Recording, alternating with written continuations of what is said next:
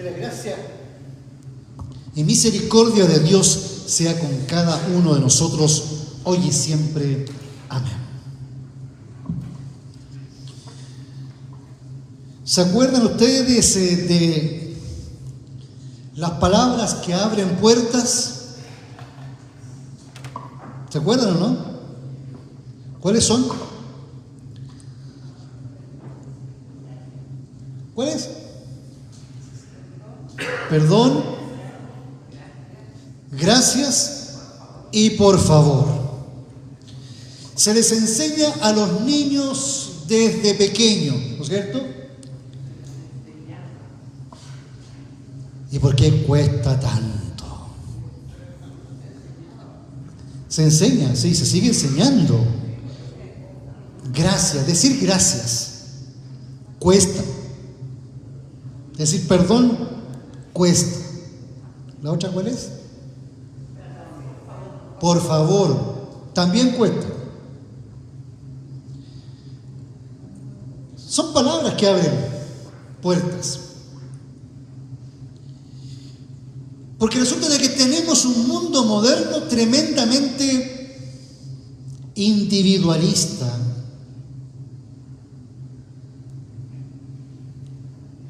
En que se piensa que, claro, yo soy el que hago mejor las cosas, el mundo tiene que estar girando alrededor de mí.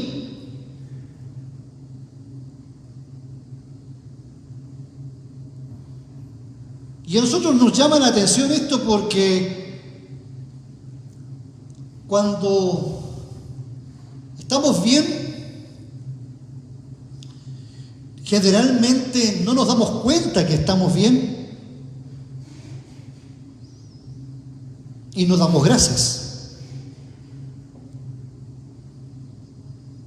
Claro, nosotros sabemos lo que pasó en nuestro país en el 2019, ¿no? Reclamos por todos lados. ¿Se acuerdan? ¿Ya? Y resulta que después llegaron migrantes a decirnos, pero si no se dan cuenta que ustedes son el mejor país de América o de América Latina. Y empiezan a salir reels. ¿Saben lo que son los reels, no? Son pequeños videitos, ¿no? Mostrando maravillas de Chile, ¿no? Algo que no nos habíamos dado cuenta o se nos había olvidado. Y cuando se nos olvida las cosas que tenemos, nos volvemos a mirar y decimos, inclusive nos comparamos con el vecino y decimos, no, hay que reclamar. Y cuando estamos en lo mejor reclamando, bueno, podemos reclamarnos unos a otros. Pero a Dios, vayan a reclamarle a Dios.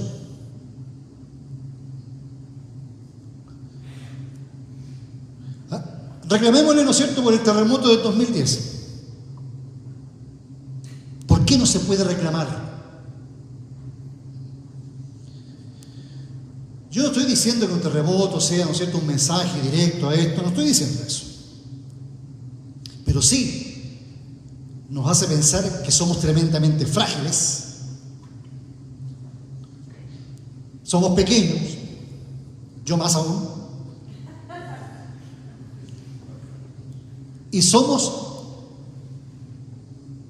demasiado quejones. Y si bien es cierto, uno se puede quejar sin ningún problema, cuando pasa una línea sana, hay una sociedad que se enferma y que pierde el rumbo de las cosas. Si inclusive hay gente que le llega a reclamar a Dios, ¿por qué Dios a mí? Y de repente puede ser que otra persona le diga, ¿y por qué no a ti?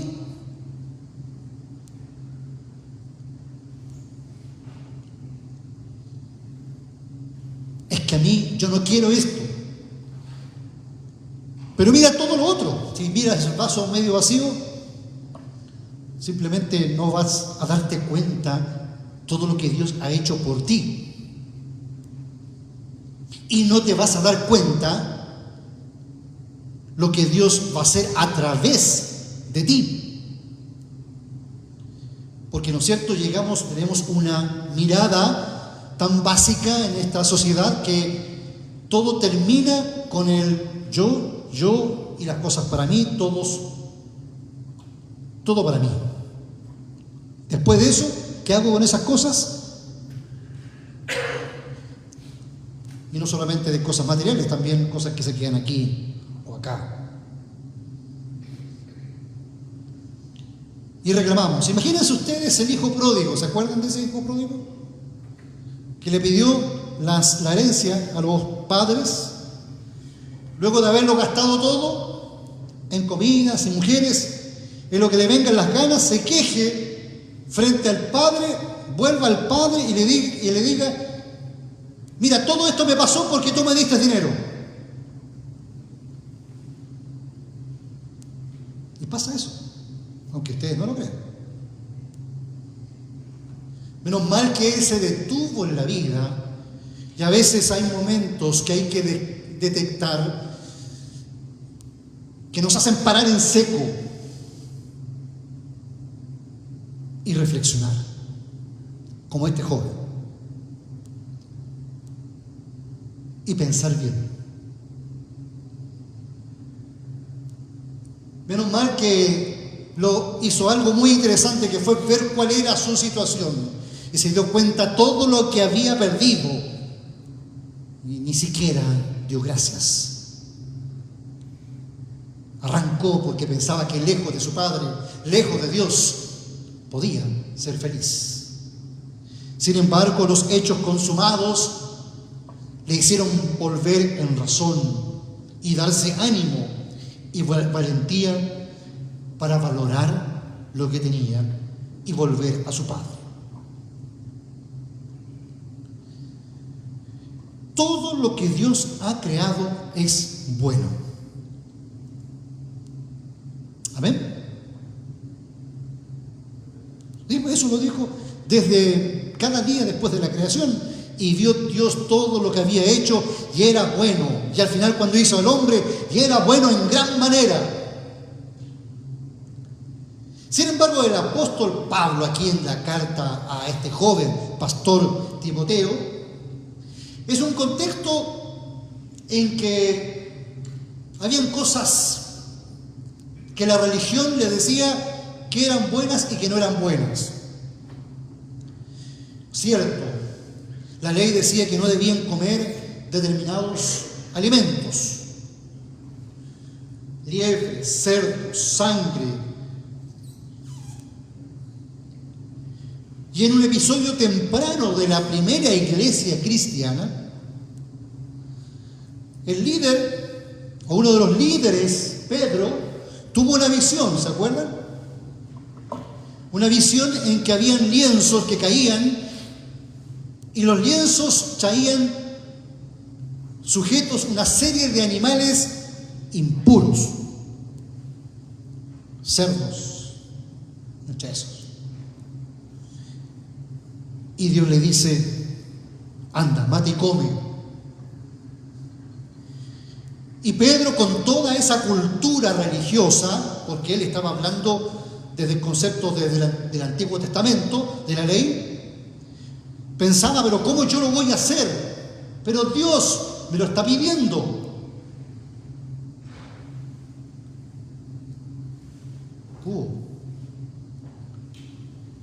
Aquí entramos en conflicto.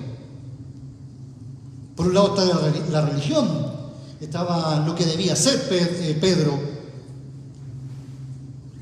y por otro lado le decía Dios: mata y come.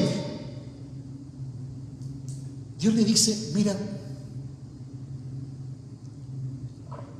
lo que entra en el hombre no contamina, sino lo que sale de la boca, eso es lo que contamina.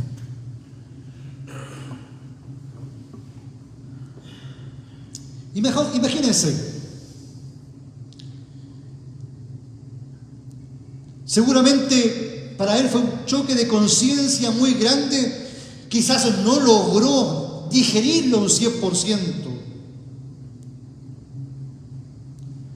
Sin embargo, el Nuevo Testamento señala, comillas, pero el que duda sobre lo que come es condenado, porque no lo hace con fe. Y todo lo que no proviene de fe es pecado. O sea, frente a Dios ahora nosotros tenemos la salvación no por nuestras obras, no porque debas comer en Semana Santa, pues en Semana Santa, ¿no es cierto?, la gente no come carne, ¿no es cierto? ¿Ya? Algo que ustedes saben que eso no se dijo en ninguna parte, ¿no?, en la historia de Chile, ¿no?, sino fue un tema mucho más práctico. Es para la década del 30, cuando hubo problemas económicos muy grandes en Chile, se le pidió a la gente que comiera lo más barato, pescado, pero por ser más austero. Bueno, hoy día habría que pedirle que coman tallarines, no sé, una cosa así. Por ahí va.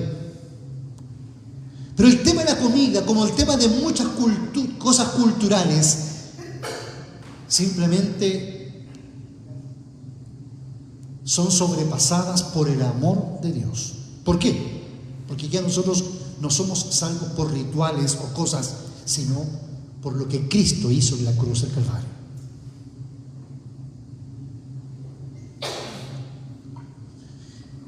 Y cuando uno cree en Cristo y la salvación está en Dios, el amor está en Dios, uno se entrega a Dios. Y todo lo que hace, tiene que hacerlo primero con la libertad con que Dios nos hizo libres. Con buena conciencia. Pensando si lo que estoy haciendo es agradable a los ojos de Dios. Y ahí que surge un segundo problema. Es que muchas veces nos dejamos arrastrar por la masa. Y si la masa dice, hay que hacer esto, nosotros lo hacemos. Todo lo ha hecho bueno Dios para nosotros. Y con la oración y la palabra de Dios, las cosas son apartadas para ser usadas de buena manera. No todo lo que se hace es parte de la voluntad de Dios, sino la que viene de la misma fe. O sea, aquella en la que uno piensa en Dios, las coloca en las manos de Dios para llevar adelante nuestra vida. Fíjense que la Biblia nos está advirtiendo inclusive que estas cosas van a ser propias del final de los tiempos. Si no me creen, fíjense lo que dice, tienen por ahí el texto, la página número, ¿cuánto era? 1 Timoteo, capítulo 4, páginas 1460. Y fíjense lo que dice al comienzo. Comillas. El Espíritu dice claramente que en los últimos tiempos algunos abandonarán la fe para seguir a inspiraciones engañosas y doctrinas diabólicas. ¿Está ocurriendo eso, no? Ya. Tales enseñanzas provienen de embusteros hipócritas que tienen la conciencia encallecida. Duro, ¿no?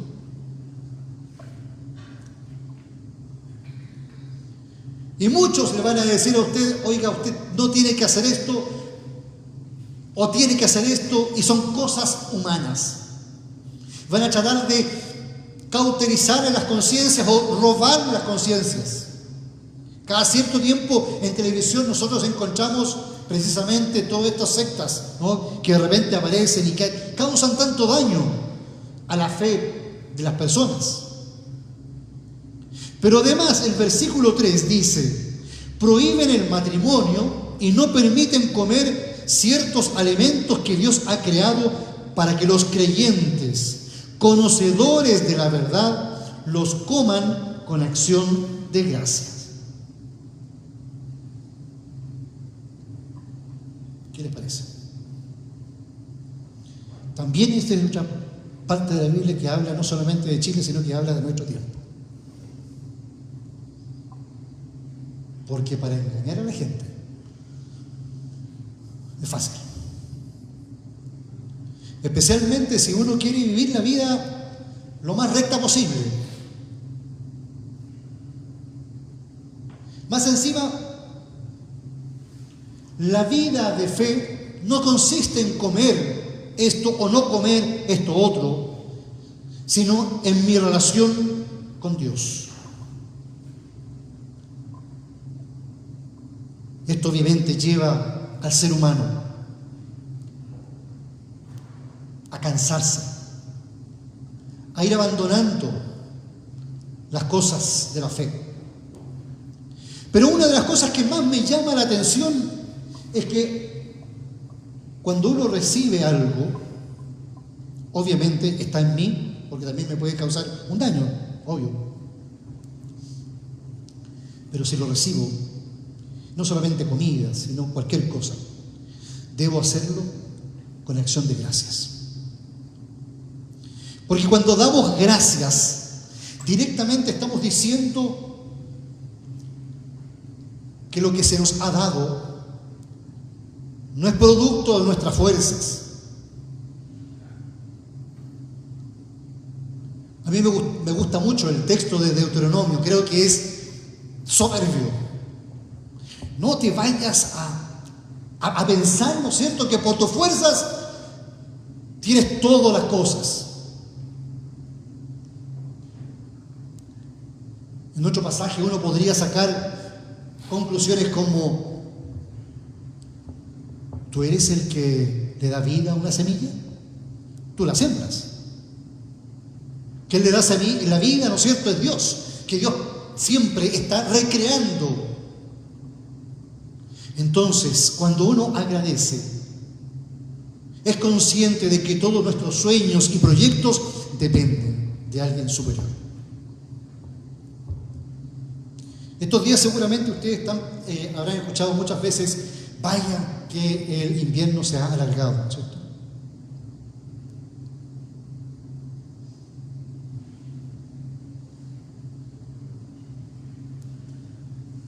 Hay que agradecer a Dios, ¿no? Porque ¿se acuerdan cuando estábamos pensando de que este periodo iba a ser seco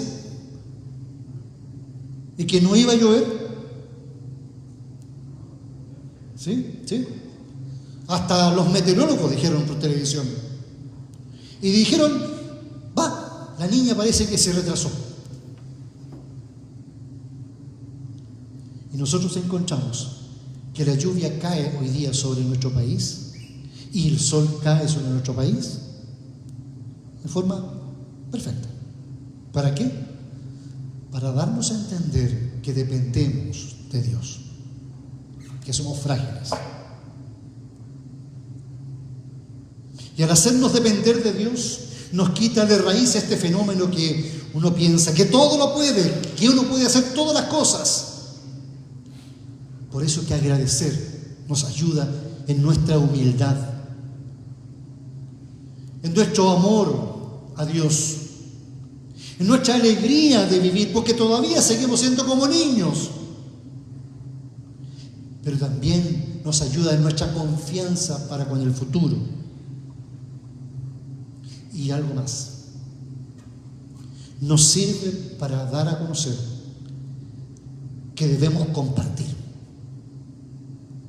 Dios no solo ha dado las cosas para mí, para poder vivir honestamente, sino compartir con el resto. El acaparamiento nos lleva a problemas. Si no se acuerdan cuando hablamos del pueblo de Israel y el maná, y que algunos, ¿no es cierto?, En vez de recoger para el día, recogían para 2 días y después se le agusanaba. Así. Compartir es cuando uno tiene algo. Y cuando vemos a Cristo en la cruz, vemos a ese Dios que tiene todas las cosas y que se comparte Él mismo.